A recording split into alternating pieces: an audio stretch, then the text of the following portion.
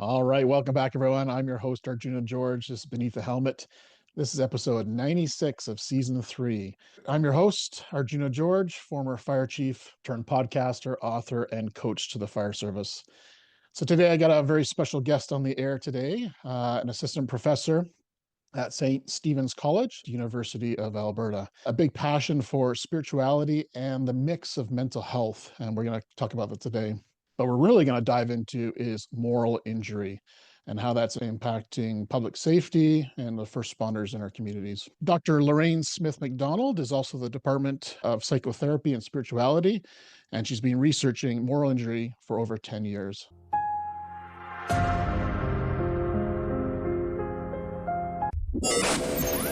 It's time to ignite your soul and unlock your full potential. Join us on Beneath the Helmet, the podcast exploring firefighters' health and wellness. Hosted by retired fire chief Arjuna George, our podcast is the perfect place to start your journey towards becoming the best version of yourself. So come on, let's join the conversation and find out what sets your soul on fire. So welcome to the show, Dr. Lorraine Smith McDonald. Thank you so much. I'm so excited to be here. It's truly my honor. I really want to say that at the beginning. I appreciate that. Likewise. So tell our listener a little bit about who Dr. McDonald is and kind of what brought you into this world of being a professor, but also your interest in moral injury, just before we dive into the guts of it. Sure. I'll try and keep this really short. It's a bit of a circuitous journey for me to get here. So I'll try and summarize about 20 years of work in 2 minutes or less here. So as you said, I am an assistant professor and co-chair in the Department of Psychotherapy and Spirituality at St. Stephen's College at the University of Alberta. I came to this work very early on in my life in the sense that I always intended to join the military, actually. And that was my goal and my passion. And then through a long, complicated process, I wasn't able to join for some health reasons. And so I was a little bit lost and a little bit devastated. And so I ended up actually studying theology, and I was looking to become a chaplain in the military. Initially, I had thought that I would just be a boots on the ground kind of infantry person, but through my own passion, I decided that I would do chaplaincy. And so I was studying at the University of Toronto doing my first master's there. And I had the ability to meet a lot of military chaplains. I did some cadet work, working as a padre in the cadets. And so I got to meet a lot of wonderful military chaplains. And this is in 2006, 2007. So the war in Afghanistan was going on. And they really talked a lot about this thing that we didn't have a language for at that time. And it was this sort of mix of post-traumatic guilt and shame, but something deeper. And I got really curious about this. So I wrote my first thesis on post-traumatic guilt and looking at it from a Christian perspective, but also from a spiritual perspective, trying to understand how do we support soldiers who are often both victim and victimizer at the same time? And what do we do with that, right? We kind of have a narrative. If someone's been the victim, we kind of know what to do with them psychologically and in therapy. And we kind of know what to do with people who are perpetrators a little bit. It's a little less studied. But what do we do when people are both? And how do we support them in that really complex mix? So I did that, and then I went on to training in mental health. And then finally, I was accepted to do my PhD, and I was asked what I wanted to study. And I said I wanted to go back and serve in a different capacity, knowing that I couldn't join the forces. And I said I wanted to go back and study combat veterans. And so I did. That's what I spent 5 years in my PhD studying. And my question was a really open question. It was, what harms veterans the most? And what are we missing in our treatment of care? So I did a grounded theory study, and what came out was two things. One was moral injury, which at this point we did have a term for, and so I was able to label it as moral injury, although my participants, I have to acknowledge, did not use that term because nobody kind of knew what it was. But in studying kind of what they told me, I was able to reflect and say this is moral injury and a failed military to civilian transition. So that ability to come back to society in a meaningful way. And since then, I was accepted to do a postdoctoral fellowship at the University of Alberta, and I was asked specifically to study moral injury. in a variety of capacities, mostly with military and veteran. And then in the last 5 years, I expanded out to first responders. So it's a really long journey, and I'm sorry that it's taken so long to get here, but it really has been my passion to serve in a different way. My sister is also a firefighter, so I have a really close connection to the first responder community. And I just wanted to serve. And so it kind of fell into my lap accidentally in terms of studying moral injury. It wasn't like I started off saying, I'm going to study moral injury. It just came through my research. And I fell in love with the topic and have a huge passion for it, especially with these communities. So that's how I came to Wonderful. know it. Yeah. Well, thank you for the work you're doing, because I truly believe moral injury is one of those things that is misunderstood and maybe not recognized as much in the first responder world Hmm. yet. Yet is Yes. the key word. So it's an honor to have you on the show and to share your experience and knowledge and wisdom of the last decade plus, kind of helping us, the responders, right? So, I'm curious about the university. What's any idea what sparked their interest in moral injury? Was it pressure from the Canadian military of like this is an issue, or where did that come from? Do you know? I was really fortunate that I actually was able to work under Dr. Suzette Braymelt Phillips here in Alberta. I started a lab called Highmark, Heroes in Mind Advocacy and Research Consortium. And she does work specifically, again, with military, veteran, and first responders here in Alberta. And she had found my research and was like, I think there's something here. And I think we need to do more, and particularly this intersection between PTSD and moral injury. And we had a number of studies, both qualitative and exploratory, but then we also had a semi randomized control trial looking at a new modality for combat resistant, treatment resistant PTSD. And she said, I want you to look at moral injury in these populations because I think this might be the piece that is missing in our research. And so I was just brought in and fortunate enough to be asked to do it. And since then have really been pushing definitely within the CAF and with Veterans Affairs Canada, but then also in our local PSP populations, the importance of it. So yeah, it's been gaining traction. So it's slow but steady, but we're doing the work. So hopefully it'll take off more in the next few years. You mentioned this is a term that I don't hear very often is post-traumatic guilt. Maybe just Mhm. a quick definition of what that is, and is that the same thing as moral injury, or is it totally different? Yeah, post-traumatic guilt is really that idea of experiencing intense guilt after a traumatic event. For some people, this can look particularly, an obvious example would be something like not being able to save someone in combat, or, someone took my place. This is a story that I heard during that randomized control trial and the therapy that I was doing. There was one gentleman who his buddy took his place and was killed on the tour, and he just could not forgive himself, right? That kind of guilt around, I should have done something, I should have done something. It should have been me, not him. So post-traumatic growth is really this idea of what happens to people when they feel they're responsible for the trauma that they've experienced. And sometimes I always talk about guilt as feeling versus guilt as state. And it's important to distinguish those two because sometimes we can feel guilty for something that's not our fault. And we would work very differently in therapy in terms of supporting the person to recognize when they truly are guilty versus when they're not guilty. And then there are times where we're guilty because we truly did do something wrong. And that's a very different kind of action that we would do in therapy. And moral injury kind of encompasses that to some degree. One of the hallmark features of moral injury is what we would call guilt and shame. But it's not just guilt and shame. And I think that's important to recognize that moral injury encompasses a variety of symptoms. It encompasses a variety of moral emotions. So it's not just guilt and shame. Um, and I think the core is that, moral injury is really about that transgression of deeply held morals, beliefs, and values. And so the mechanism by which you get to post-traumatic guilt can be quite different from PTSD to moral injury. So the way you get to the guilt in one case might be because of a traumatic event. The other one might be because of potentially morally injurious event. And so there's kind of a different flavor to them. But certainly guilt is a prominent feature of moral injury.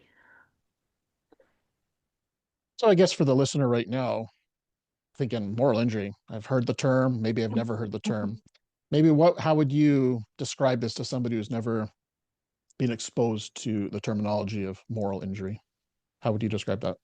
Yeah, for sure. I can give you a couple of official definitions, and then I can give you a couple of, I think, more helpful definitions. So here in Canada, we would say, based on our research, that moral injury is the psychological, emotional, spiritual, and/or spiritual pain that results from exposure to one or more events that involves the transgression or violation of deeply held morals, ethics, and values.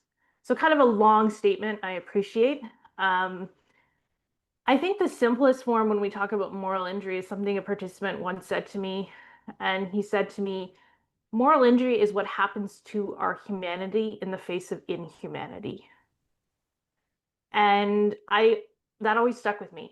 It always kind of stood out to me as a way to describe moral injury. Because at its core, moral injury is saying what happened to you when you had to transgress those deeply held beliefs and values. And, the pain that comes from that. And sometimes it doesn't have to be as obvious. People always think of, big, huge examples, but sometimes those examples can be incredibly subtle. And I think we all have experienced to some degree, and I'm not saying that I can compare myself to first responders or military or veteran personnel, but I think we all know when we've done something that's transgressed our morals and values, there's just this like uncomfortable ick, right? Like we just feel it. We know it. We know something has happened to us. And moral injury is just that on a huge scale, right? Like it's just amplified quite significantly. And so I really think it's about that humanity piece. What do we do in the face of horrible, traumatic, horrific, even evil? When we interviewed police, that was a term that came up. These horrific events, these evil things that people can do to each other, and how do we respond, and how does that impact our humanity in a way that's really meaningful? Love that simple description because humanity is one of those things that you can almost paint a picture of what's good humanity, what's bad humanity. So that really makes it clear for you, right? So yeah, I like that. Yeah. Beautiful. I believe I heard recently that the DSM now includes moral injury or is going to include moral injury. Can you confirm that or Yeah. yeah? Yeah, so it doesn't include moral injury as a diagnosis, and I think this is important to kind of have listeners recognize is that there is no such thing as, something like moral injury disorder at this point. So there is no diagnostic criterion for moral injury. We have some ideas around how you would diagnose moral injury, but we don't have like an actual disorder that's gone into the DSM. What has gone in is that there's been a change to some language around what they would call other considerations that clinicians need to think about. That's not the exact wording, but that's kind of effectively what this section of the DSM is about. And what they did add is, in addition to spiritual and religious considerations, they added moral considerations.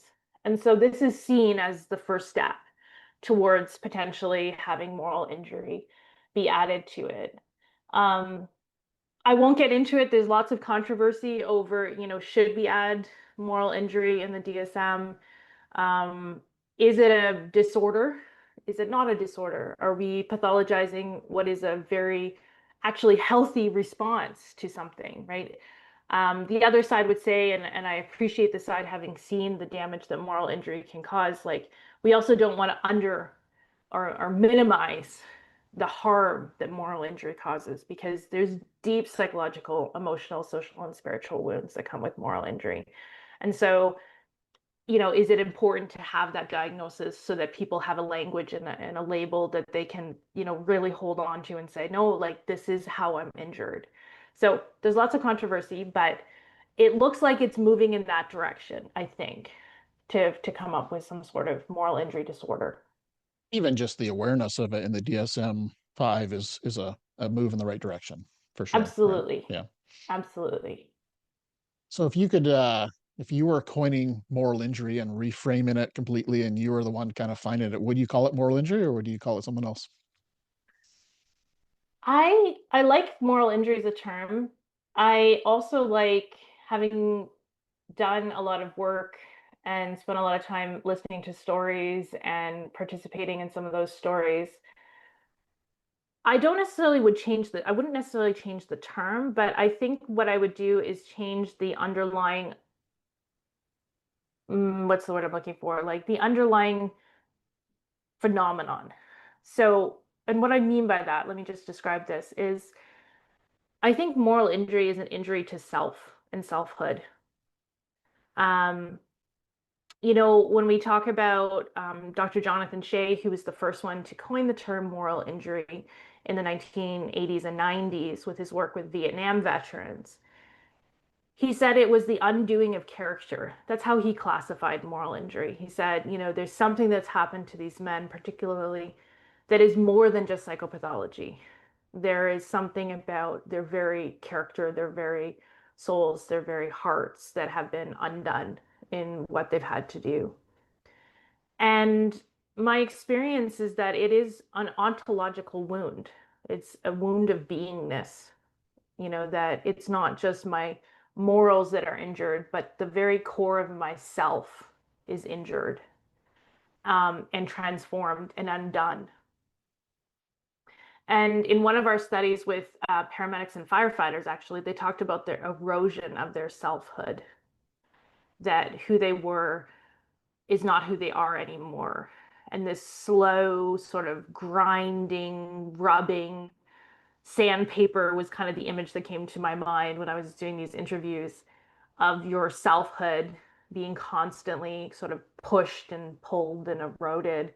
Um, I think is really a more pertinent and powerful image for me when it comes to moral injury. I think it really speaks to the depth of the injury, right? That it's not just, my psychological moral decision making that got impacted, right? That I did something wrong, or I was witness to something that was, completely horrific and problematic to me.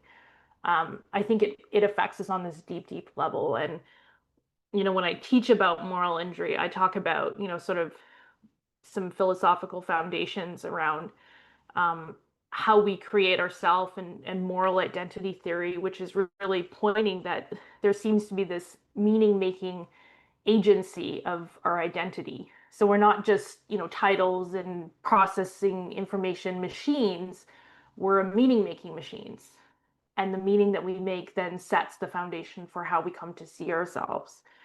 And so I could get on a whole side tangent, so I'll stop there. But I think it really speaks to the depth of what it is that happens to us when we're morally injured. So I don't have a problem with the term. I just think we need to work hard to lay that foundation of what does it mean when we say our morals have been injured. And for me, in my experience, and I'm not saying that I know everything, but from my experience, it's actually more about a self wound, an ontological wound. Agree. I've heard the term an injury to the soul or an injury to the heart, because Yes. that paints a clear picture to me that it's more than, you know, just the mind or the body, it's the whole being, right? So Mhm. it truly impacts you pretty deep.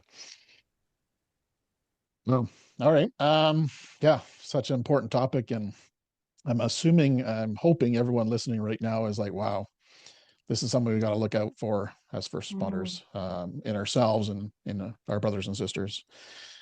So, saying that, what would somebody listening right now, how could they look at themselves and say, am I maybe dealing or challenged with some moral injury in myself? What kind of signs and symptoms would I be experiencing and that I could maybe seek some support and help with? Yeah, absolutely. Um, I think there's a few things that you want to be looking out for. Moral injury and PTSD often overlap, and so I just want to start there. That does not mean, and really want to clarify this point, that you have to have PTSD to get moral injury. That's not true. You can have a moral injury and not have PTSD, but with the populations that we're talking about, frequently the two go hand in hand. And so, um, I just want to sort of raise some differences maybe would be helpful to sort of talk about, what does PTSD look like? What does moral injury look like? And where do they overlap? And I hope that maybe will answer your question. So perfect. Okay, so obviously with PTSD, we're talking a lot about a fear-based response. So you're talking about things like flashbacks, hypervigilance, startled reflex. But there's also pieces in the DSM around the diagnostic criterion of D, around this change in emotion and world belief. And that's where it can often overlap with moral injury. And so, moral injury, rather than being that fear based kind of syndrome, it's more rooted in what we would call moral emotions and the spiritual. And when I talk about the spiritual, I really want your listeners to know I'm not talking about religion. I'm not talking about a specific religion or anything like that. I'm talking about that broad concept of things like meaning and purpose, connection, sense of transcendence, or something more powerful or higher than ourselves. And again, that doesn't have to be a deity. It can be just even the sense of like group, right? Like to use AA's idea of sometimes it's just the power of having other people in your life and that experience. So some of the symptoms you want to be looking out for with a moral injury is things like, guilt and shame, right? So are you feeling kind of off about certain activities that you did? I think sometimes actually it's more about things like regret and anger and rage. I saw this a lot with the combat veterans that I worked with. Um, that deep-seated rage of injustice, right? When you start to feel like, oh my goodness, I'm so angry all the time because of the situations that I find myself in. And I think that can often come out for first responders in things like jadedness, bitterness, cynicism, dark humor. You start to sort of put on this armor of not becoming so attached to things, right? You really have to sort of start saying, I'm going to distance myself. And I recognize that's a very important coping mechanism. So I'm not saying that you need to be overly attached. But when you start to lose yourself because of that armor, where you're no longer in touch with why I entered this profession, and that's what always amazed me when I did my interviews, regardless of the population. Everyone talked about this deep desire to help and to serve in some capacity. Nobody told me I joined it for the money, right? It's the wrong profession if that's the case. And so if you notice in yourself that you no longer can attach or feel that desire, then the probability is you are experiencing a moral injury, right? That you no longer can feel and embody the desires and the morals and values that you initially held. There's also things like alienation and regret. And I would say also a big sign would be the loss of what we call positive emotion, moral emotions. So these are things like awe and compassion, love, mercy, forgiveness, these kind of things. I just mentioned in my definition, that loss of humanity. One of the key questions that I often ask people when I'm looking for moral injury is, have you lost faith in humanity?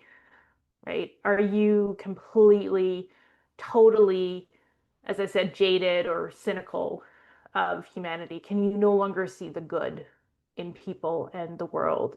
Or are you so stuck? I think most severely, and I think I need to mention this, is that moral injury does overlap with PTSD in terms of things like depression, anxiety, substance use, nightmares, and suicidality. There's a good link between, unfortunately, suicidality and moral injury, at least in veterans. I can't comment on first responders. We just don't have that literature. And so I think that kind of makes sense. Again, my limited experience, that kind of makes sense to me because if you're completely overwhelmed by the hopelessness, the helplessness, the darkness of the world, it's very hard to find meaning and purpose in your life. If you're really existentially suffering or spiritually suffering or psychologically suffering or some combination of all of those, especially if it is that combo of PTSD and moral injury, right? Like you have both at the same time, like that level of suffering is very, very high.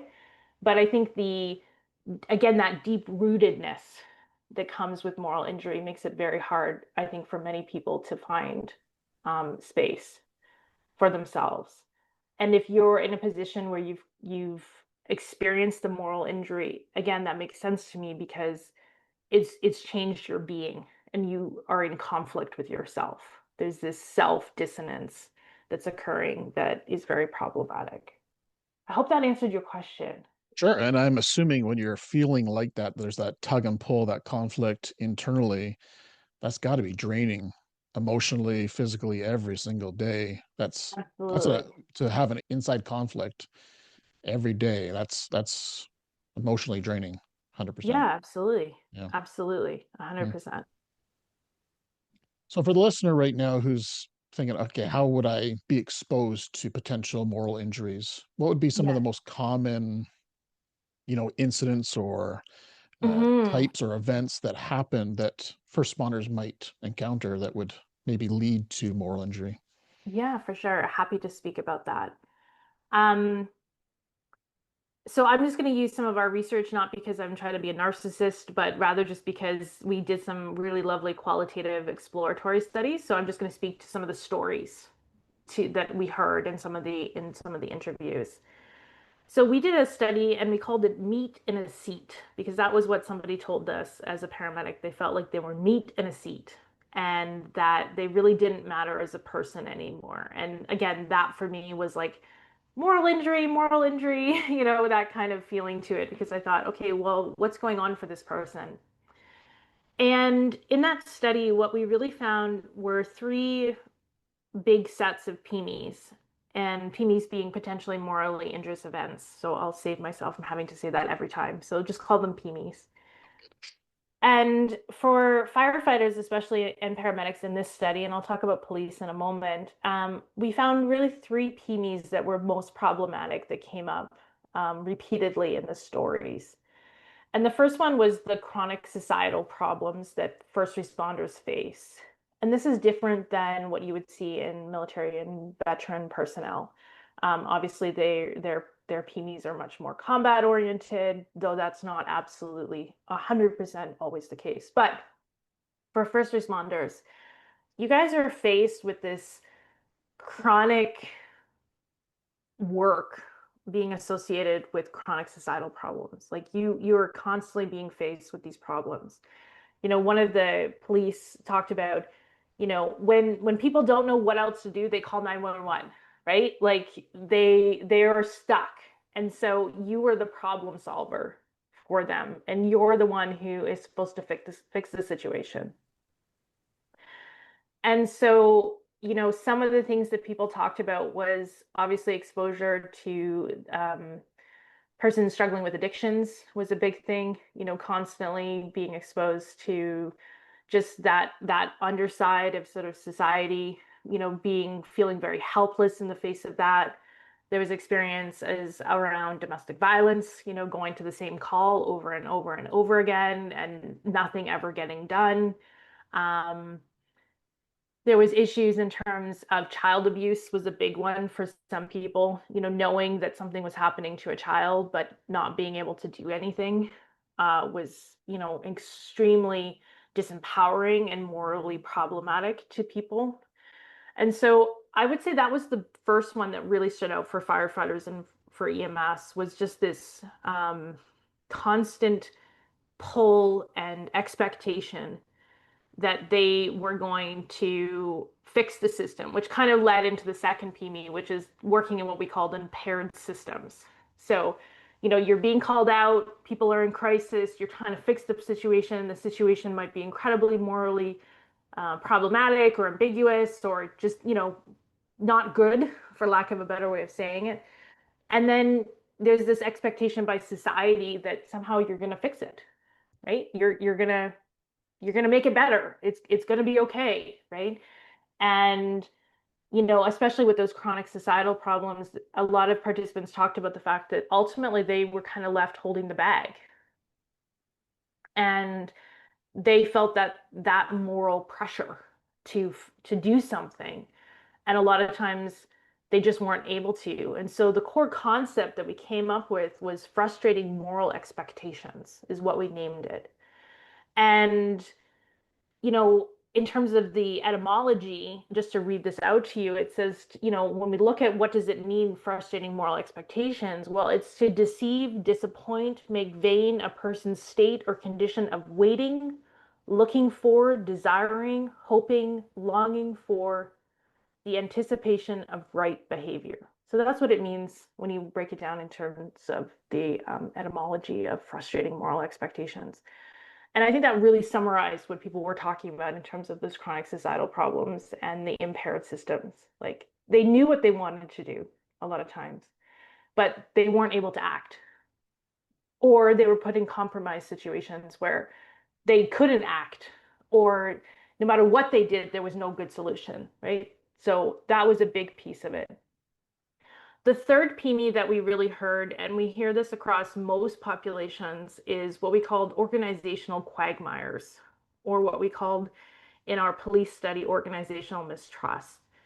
And here people talked about feeling that their organization often betrayed them, or that the organization they worked for didn't live up to the values that they claimed. And this is what this gentleman who said, "I'm meat in a seat," really was referring to, that he felt it wouldn't have mattered whether he left the position or not because somebody would have filled his spot the next day. And all of his suffering, all of his pain, I believe he had been a first responder for something like 25 years. So, well into his career, really said, it's nothing. My organization doesn't care. Doesn't care that I've suffered. Doesn't care that I'm suffering from, probably a number of PTSIs, post-traumatic stress injuries, or moral injury in particular, which he really identified with in the study. It just doesn't matter. That was his feeling. And this was something that came out again, both for fire and EMS, but also police when we did our study with police. The only other thing that we noticed with police, just to kind of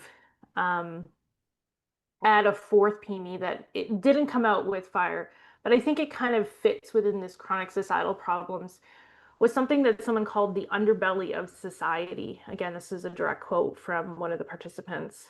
And I'll kind of save you some of the graphic stories because I don't want to trigger anyone, but the stories that we heard, especially with police, in terms of what they see. And this was really what someone termed, to be kind of the evil.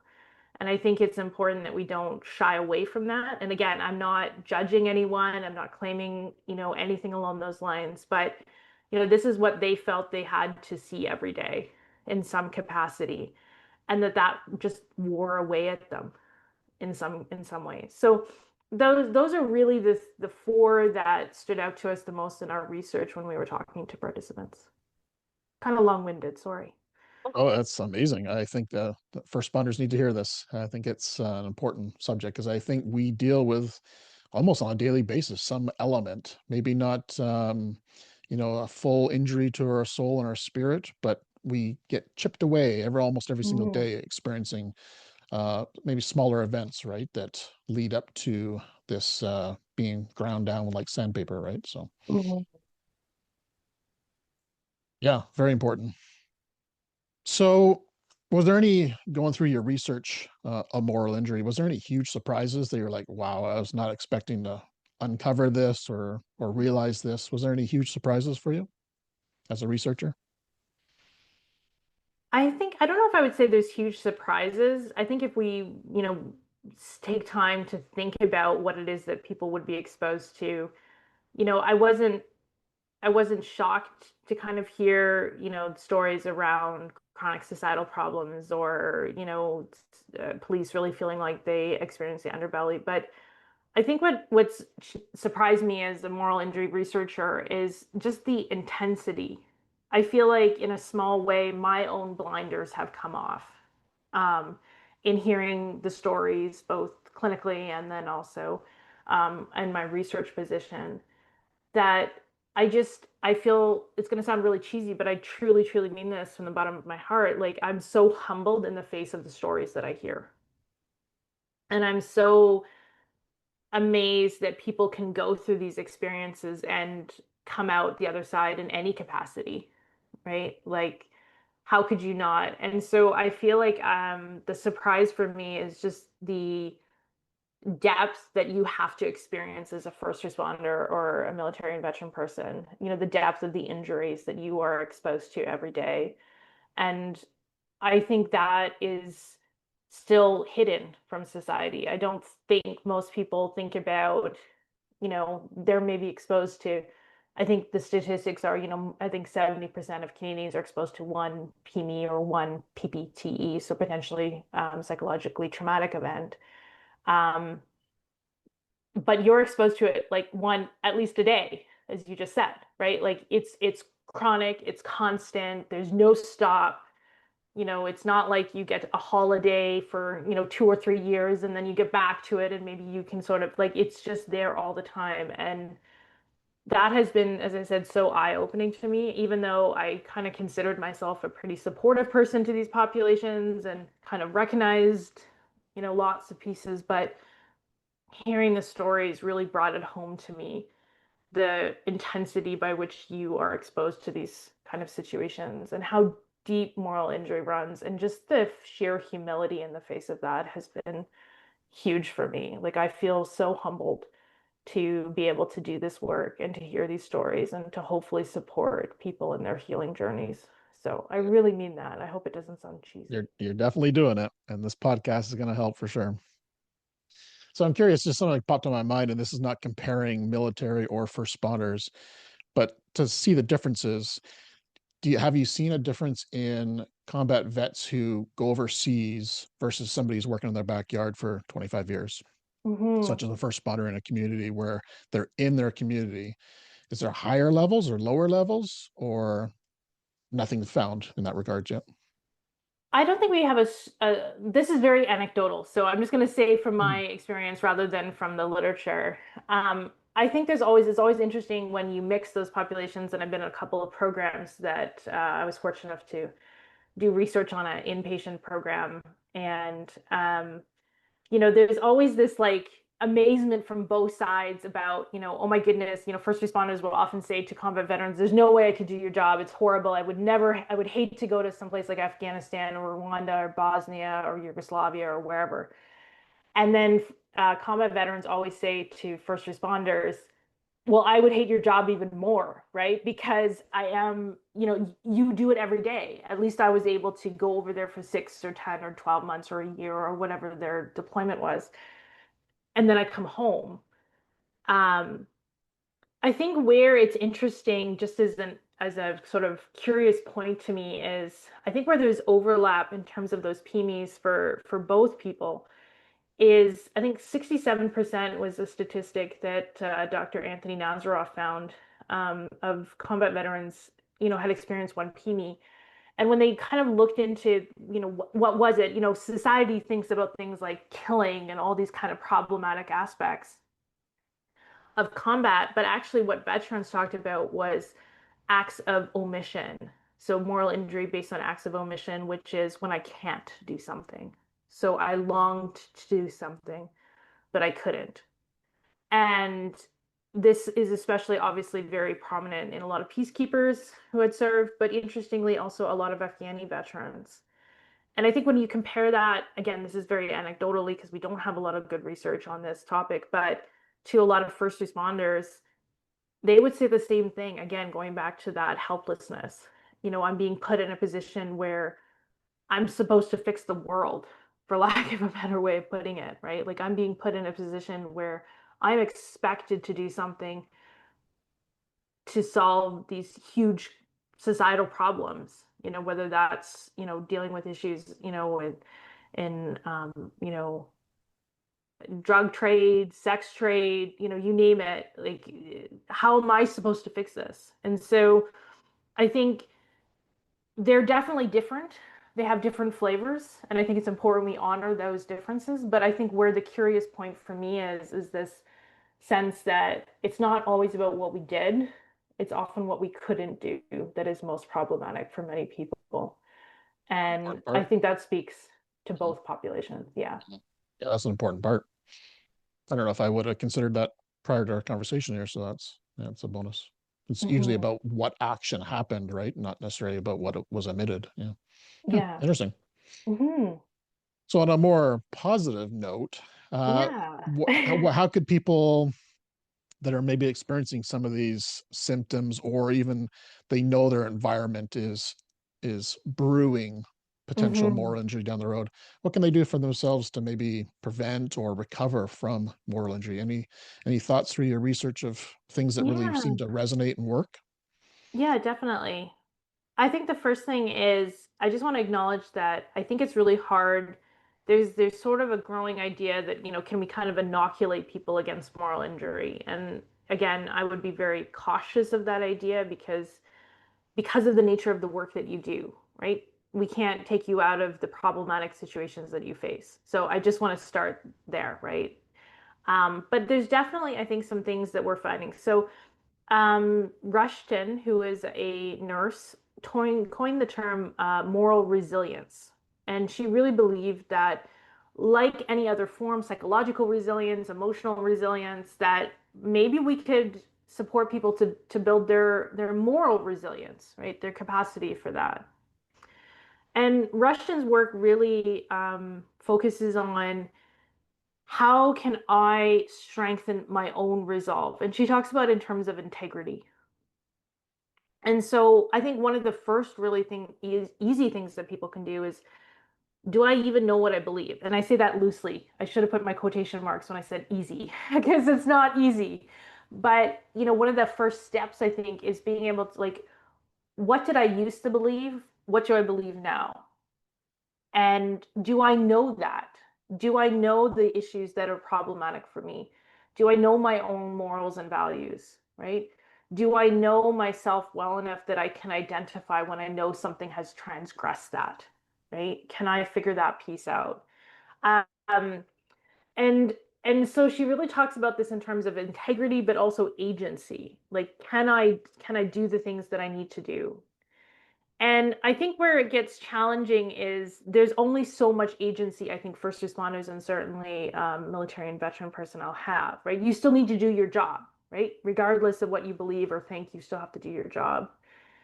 And so, in terms of building moral resilience, if you, I think the front end is really that sense of, do you know yourself, right? And I know this sounds very cliche and very generalizable, but truly, do you know yourself? Do you know, as I said, what you believe? And do you know how that fits within your worldview? Are you aware of when you're starting to slide, right? Or are you able to work with that? I'll give us a couple more personal coping and protective factors in a second, but I think when we talk about once you're injured, I really fundamentally believe that based on the limited literature we have, we're really talking about things like moral repair, moral connection, forgiveness is a big one, and self-compassion, right? Can you um, can you do reparative action that maybe you can't do that with the external person, right? Or the organization, but can you, especially if you had to do something, whether that's you acted or you weren't able to act, right? That's still a violation of will. I desired to do something, but I wasn't able to. Can you forgive yourself for that? Can you offer yourself self-compassion? And those seem to be like really key pieces. Can you re-engage with your spirituality in a meaningful way? Again, not necessarily religion. Yes, for some people that's important, but can you function and expand your worldview? And I think this is both a protective factor and a healing factor, which is, can I expand my worldview to be big enough to actually hold these experiences, right? So they're not in conflict. Do I have a worldview or a moral orientating system that makes sense, that helps me to make sense of these experiences, right? Can I hold that together? Because I think when our worldview is too small, it creates this kind of, again, existential suffering, right? Like, I can't make sense of this experience. And I recognize that for many of you, that might be, there's no sense in it at all, right? The making may be, there's no sense to this, but at least it has some sort of finality or conclusion or closing the door on that experience. Because one of the things we did hear from first responders is you go to these situations and the door is never closed for you, right? Like you don't get, most of the time you don't get a closure, right? Like you just go and do your job and then you have to leave, and you never know how it turns out unless you're there again next week, in which case you do know how it turns out, and it turns out very badly for you. um, so I think those are some really important things.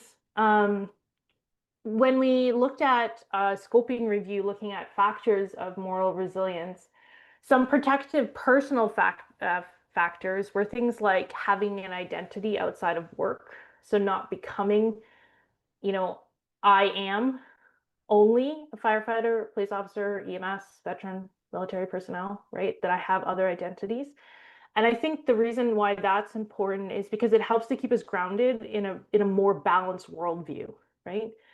Because your worldview is to see all these horrible things, right? That's what we call you, right? You're not here generally to have the happy things. Maybe there are some happy things. I mean, it's kind of like being a therapist. Most people call you because life is going wrong, not because they want to tell you how fabulous their life is. Sometimes you get that, but 98% of the time you're going because, you know, something horrible has happened. And so I think having an identity outside of work is about helping to keep that worldview balanced and not so stuck in this kind of, you know, negative, and I say that loosely, but that kind of negative factor. That's a huge element in the first responder world. Yeah. First responders, their first thing is identity to what they do. I'm a Yeah, police officer. I'm absolutely. a fire chief. I'm a, yeah, Hmm. it's far down the line as a parent, a dad, a brother, a sister, or a human, right? I'm a firefighter. Yeah, Yep. Yep. exactly. A couple other things that were we found to be protective were obviously having those relationships, engaging in self-care activities, and I don't mean having a bubble bath. You know, people hear self-care and think of these, you know, very cliche kind of approaches to self-care. I would say those self-care activities are really about those psychologically and morally positive experiences. So, for example, in our police study, one gentleman talked about teaching his son baseball, teaching his son or coaching his son's baseball team. Let me phrase it that way. Sorry. Um, and for him, that was about just seeing the joy of kids, right? That was what it was about. It was not about the baseball. It was just an excuse to see kids experience joy in play. And for him, that was incredibly meaningful. So again, I base self-care in this really deep sort of what is sustaining your soul? What is helping to keep you going? What is helping you to live your values in an aligned life, right? Rather than, as I said, just, you know, yes, eating and exercising and all those things are important, but it's not taking a bubble bath. It's really about, are you living your life authentically? What are the things that you're doing to ensure that your values are being aligned to the best of your ability? We all are going to make mistakes and, you know, not be perfect, but what are we doing that's helping us to move towards that congruency in who we are? So those were a couple of factors we found. Love it. In one of your reports, I don't recall the title of one of the reports, or research papers, I should say, but it talked about moral courage as one of the Mhm. elements. Can you expand on what moral courage is? Because it kind of goes maybe hand in hand with moral resilience, maybe. Yeah, it does. And it was one of the factors that we did find. There were sort of six things that we found that if they work together, it seems like they support moral resilience. So, you know, those activities that I talked about, but more broadly in terms of buckets, again, that self-care, self-regulation. But the really interesting ones were moral courage, moral compass, communication, and social support. The moral courage was really this idea of the readiness to act based on those morals and values and virtues that you have. And I think this is kind of going back to Rushton's idea of that moral agency, right? Like, do I know what I believe? And am I willing to act in a way that's congruent to the best of my ability with that? And it takes real courage to do that. It takes courage to do that, and I think in a general civilian kind of sense, but I would say it takes even more courage to do that for first responders. And again, I also recognize that I really want your listeners to hear to hear this, I also recognize that, again, there's times where you can't do that. No matter how much more courage you have, you may be tied to having to do things. But I think even to have that internal disposition, that internal will of I want to act congruently, I think can sometimes lessen some of that moral injury, because you at least know you attempted. You did the very best that you could. Yes, that's where you need that forgiveness and self-compassion. I wasn't able to act in the way that I completely wanted to act.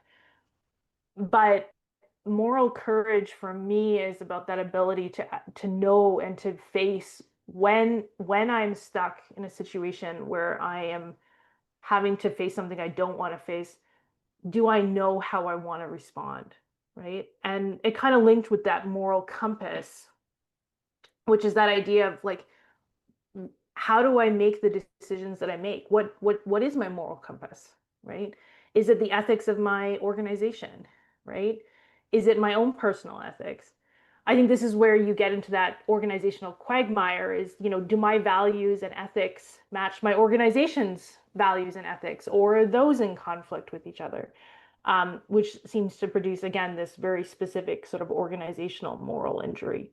But I think that courage and that compass is around, do I know what I'm trying to do?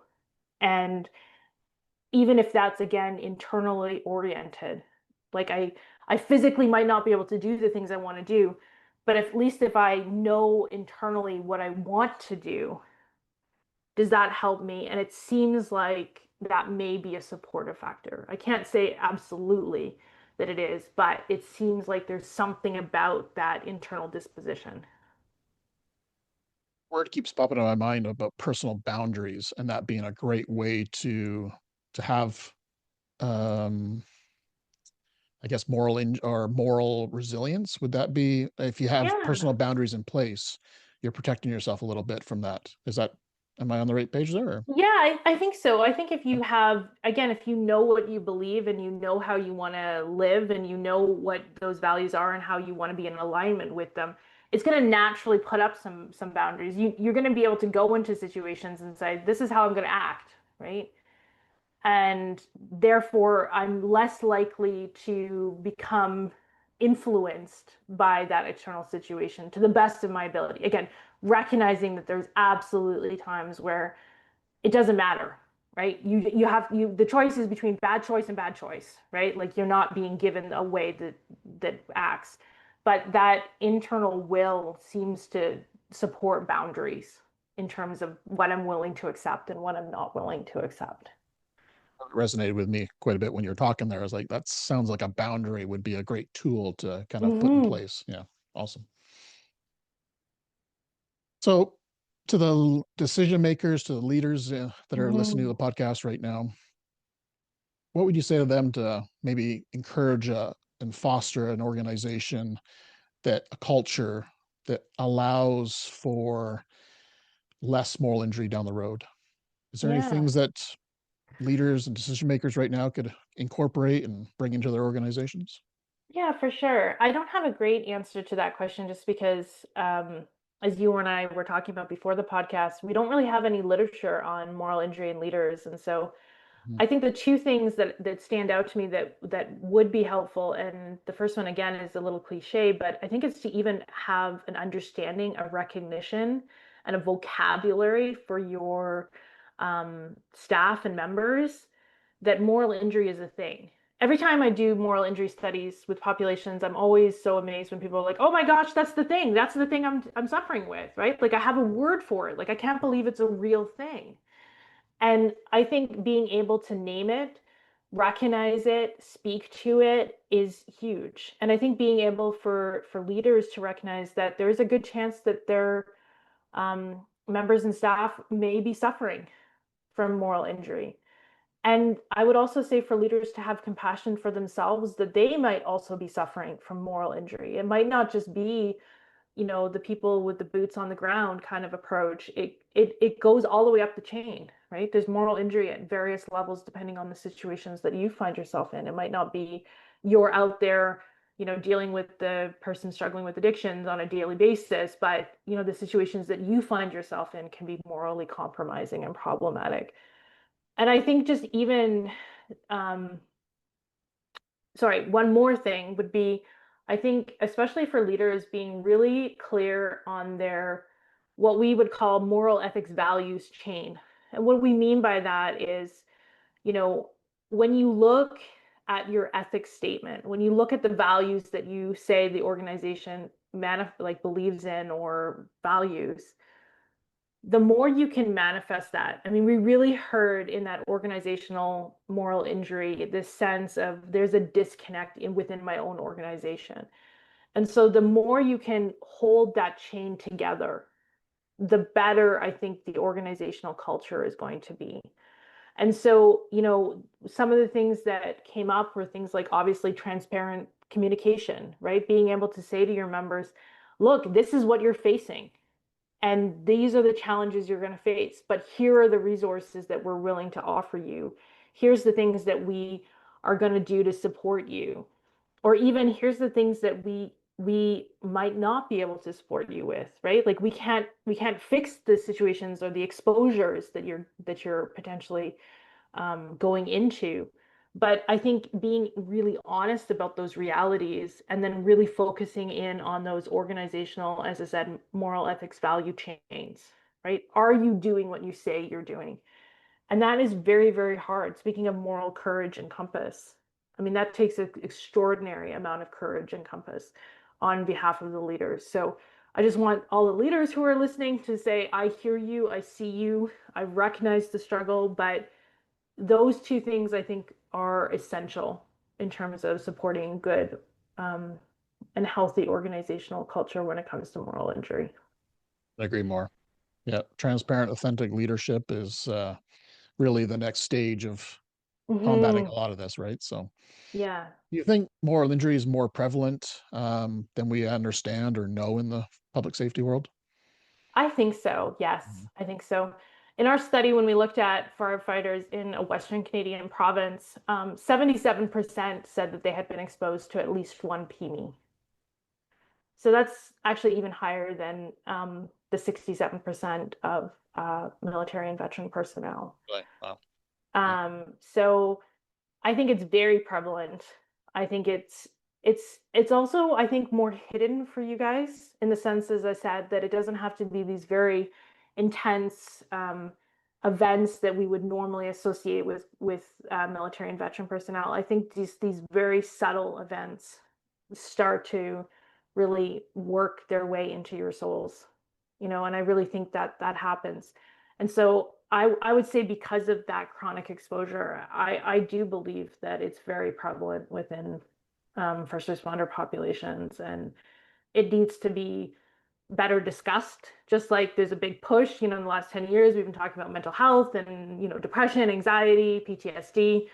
I think moral injury needs to enter that same conversation and being able to support people, as I said, to know this is a real thing. You're not making it up. You're not crazy. You are experiencing a deep psychological and emotional and social and spiritual wound, and that it needs to be addressed in some capacity. So yeah, I Agree do more. believe so. Couldn't agree Yeah. more. Yeah. Yeah, I think it's one of those conversations that we need to talk about, just like we are talking about mental health now, where it's Hmm. like around the kitchen table, we're talking about anxiety, depression, suicide, even around the kitchen table. But now let's, yeah, moral injury. Because I personally believe it's way more prevalent than uh, traumatic events that we see, because Hmm. I think we see moral injury almost every single day. Traumatic events, maybe once a shift, once a week, maybe Hmm. once a day in some areas, but it's probably not to the same degree as the events of moral injury. Yeah. So, what challenges still remain unknown about moral injury that Uh, you need to dig into deeper, but we don't quite have that okay. research or information yet? Wow, it's a lot. I have to say it's a lot. When we think about how much we still struggle to understand something like PTSD or trauma, and we have, you know, at least 50, 60 good hard years of research, right? Like years and years of research. Even before, obviously we knew things about like coming out of World War I and World War II and all the terms that we use there. But, starting in the 50s, we really kicked into like high gear in terms of research. We have about 20 years in moral injury, which I know for your first responders probably feels like, oh my goodness, how have you not figured this out in 20 years? My goodness, what are you doing, researchers? Yes. But things move very slowly in academia. And so we there's so many things we don't know. I would even say we're still struggling with the concept itself, as that we talked about when you asked me, is moral injury a good term? Should it be moral injury disorder? Should it not be? I think we're still trying to grasp, because it's such a fluid thing, right? I mean, as much as trauma is a difficult concept to grasp, we can at least do MRIs and point to certain regions of the brain. It's a little more challenging to do that with moral injury, although there are some researchers who are actually doing MRIs looking at, does it light up different parts of the brain? And it seemingly does. I mean, this is like one study, so I can't comment any more than that. So I think we're struggling with that. I would also say we're really struggling to then assess and treat. And I think where my big passion lies is yes, we have so much research to do to figure out, what does it look like? How does it present in populations? In what ways does it interact with other mental health conditions? All those types of questions. I think we also need to really start looking at treatment in a meaningful way. There are a few modalities that are being tested at the moment, but we're talking like tiny studies with like embryonic research, like very, very early on. And I think my passion is I don't want to leave people suffering. And so where I think we need to go is really seriously looking at treatment in terms of what can we do to support people. So we have a lot. That's what it boils down to. We have a lot of research we need to do. We got the right person behind the wheel steering the ship. So yes. Thank you. I hope so. All right, Dr. McDonald, is there anything that you wish I asked you that I have not asked you? No, I don't think so. I just really appreciate the conversation. And I want your listeners to know like how much I've been transformed by this research in my own life, and how much that affects me on a daily basis, and how much I really do the work that we do. And I can speak for my colleagues and my research assistants and everybody in my team that, the desire is to help you. And so I just want people to know that. So that would be it. Well, I speaking on behalf of the listeners right now, and we're thanking you and your colleagues for, taking this step and trying to take care of the people who respond day to day in our communities. So our appreciation goes back to you as well. Thank you. All right, everyone. This is a pretty powerful episode, and I think it's one of those episodes that, for me personally, is a very important topic that I want to, pretty much everywhere I go, every conference I speak at or workshop, I mention moral injury at some capacity, because I know that it is something that impacted me personally in my own professional life. But I know it's probably affecting a lot of my brothers and sisters across North America and the world. So I really appreciate Dr. McDonald coming on and sharing her research, as well as her passion for helping us first responders. So hope you took some notes, and feel free to reach out to Dr. McDonald. Is there a way that they can connect with you? Yeah, for sure. So you can look me up at the St. Stephen's College at the University of Alberta website. We'll have my email. I'm more than happy for anyone to come and reach out to me. It's Smith Mac, so SMITHMAC at ualberta.ca. So if anybody wants to reach out to me, please feel free to do that. I'm more than happy to answer any questions. Thank you so much. All right, everyone. Hopefully you enjoyed this amazing episode. Until next time, stay well. All right, that's a wrap.